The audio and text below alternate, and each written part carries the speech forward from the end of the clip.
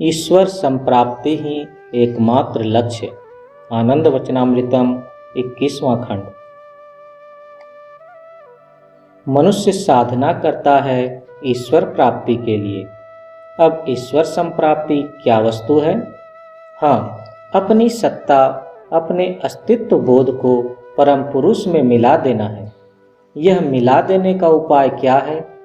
साधना के द्वारा अपने को, अपने समग्र सत्ता बोध को परम पुरुष के पास ले जाना और इसके साथ ही साथ और क्या करना? कीर्तन के द्वारा परम पुरुष को आकृष्ट कर उन्हें अपने निकट ले आना।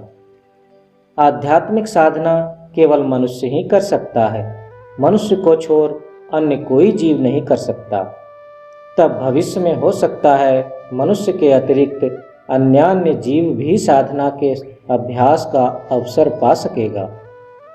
जिसने मनुष्य शरीर पाया है उनमें एक ऐसी भ्रांत धारणा जम गई है कि जो पतित हैं, जो पापी हैं, वे साधना करेंगे कैसे? मैं तो उन सब तथाकथित पापी पतित मनुष्यों को आवाहन कर कहूँगा कि मनुष्य तो आध्यात्मिक साधना करेगा ही, यहाँ तक कि उन्नत पशु भी साधना का अवसर पाएंगे।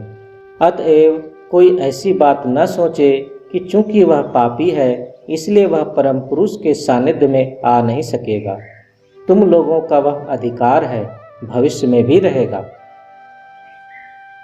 मनुष्य यह जो उन्नति करता जाएगा, इस उन्नति से साधना में जो केवल उसका मन और आत्मा उन्नत होते जा रहा है, इतना ही नहीं बल्कि उसको शारीरिक लाभ भी होता है।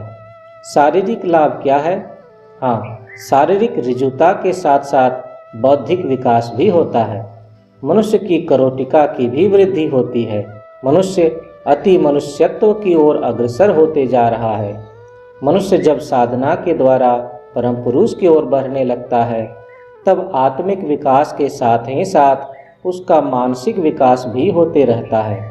तुम लोग देखोगे इस पृथ्वी पर जिन्होंने बड़े बड़े कार्य किए हैं, ज्ञान विज्ञान के क्षेत्र में बड़े बड़े आविष्कार किए हैं, मानव समाज की सर्वात्मक उन्नति के लिए उन्होंने बहुत से महान चिंतन भावना का प्रसार किया है, वे सभी थे विशिष्ट साधक, उच्च आध्यात्मिक जगत के मनुष्य।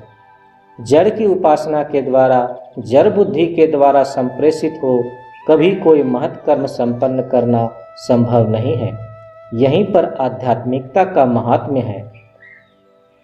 अर्थात शारीरिक, जागतिक, पांच भौतिक स्तर में भी लाभ ही होता है और लाभ होता है मानसिक और आत्मिक जगत में भी। मन प्रसन्न होता है, उदार हो जाता है, फैलते जाता है। एक मन के भीतर 1000 मन प्रवेश कर जाता है। अब एक मनुष्य का मन यदि अति विराट हो जाए तब तो उसमें ही क्षुद्र क्षुद्र 200-500 मन घुस जा सकता है। परम पुरुष के साथ क्या होता है? हाँ, उनका मन अति विशाल, अति विराट है और उनके मन में जगत के सभी मन घुसे पड़े हैं। किसके मन में कौन संवेदन जग रहा है, कौन अपने मन में क्या सोच रहा है, सब स्पंदन उनके विराट मन में स्पंदित हुए जा रहा है, प्रतिस्पंदित होते जा रहा है। वे साथ ही साथ उसे जान जा रहे हैं।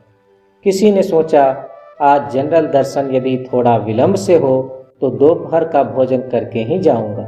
फिर कोई सोचता है करके जाऊंगा क्या, करके नहीं जाऊंगा। बाबा कब आ जाएंगे कौन जानता है। अभी यह जो मन में चिंता हो रही है, इस चिंता के भीतर बाहर में सब ओर से घिरा हुआ है परम पुरुष का मन। इसी से कौन क्या सोच रहा है वह जब भी सोचता है परम पुरुष तभी जान जाते हैं, सुन लेते हैं उसके मन की बात। वे जो केवल मन की व्यथा, मन का आनंद, मन का शोकाश्रु और मन की हर्षोत्फुल्लता जान रहे हैं, इसी से सब कुछ ही उनके विराट मन में प्रतिस्पंदित होते चल रहा है, क्योंकि वे तो नितांत निकट ही हैं। आज तक पृथ्वी में जितने बड़े बड़े व्यष्टित्व के आविर्भाव हुए हैं, जो मानव जाति की प्रगति के लिए, मानवता की सेवा के लिए जो कुछ भी कर गए हैं, वे सभी थे परम पुरुष के प्रति एकांत रूप से अनुरक्त। और जिनके हृदय में परम पुरुष के प्रति प्रेम नहीं है, जिनके हृदय मरुभूमि की भांति शुष्क हैं, उनके द्वारा कभी बड़ा कार्य हो नहीं सकता। वे संभवतः योगी बन पर्वत की गुहा में काल निर्वाह कर सकते हैं, किंतु जगत के कल्याण के बारे में उनका कोई मूल्य नहीं। तुम लोग सार्थक साधना के द्वारा जैसे जैसे उन्नति करोगे, अंतरलोक में बढ़ते जाओगे, साथ ही साथ दुखी मानवता की सेवा भी करते जाओगे। फिर तो तुम लोगों के उस त्याग, प्रतीक्षा, साधना और सेवा से परम पुरुष भी संतुष्ट होंगे।